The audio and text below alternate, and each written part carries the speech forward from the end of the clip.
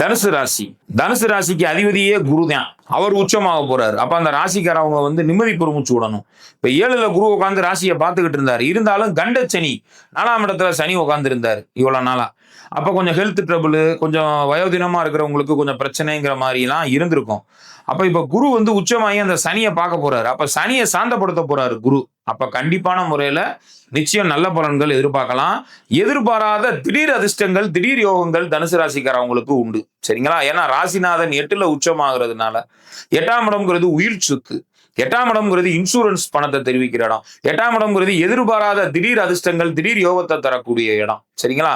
அந்த மாதிரி இடங்களுக்கு அந்த குரு வர்றாரு அப்படிங்கும் போது, அது ராசிநாதனே அங்க உச்சமாகி உட்கார போறாருங்கும் போது, தனுசு ராசிக்காரர்களுக்கு திடீர் யோகங்களையும் திடீர் அதிர்ஷ்டங்களையும் தரப்போகிற ஒரு குரு பயிற்சி.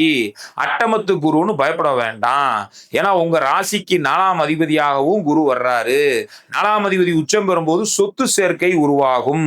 4ல சனி வேற உட்காந்து அதை கன்ஃபார்ம் பண்றாரு. சரிங்களா? சனி போய் 4ல உட்காந்து குரு பாக்குறாரு.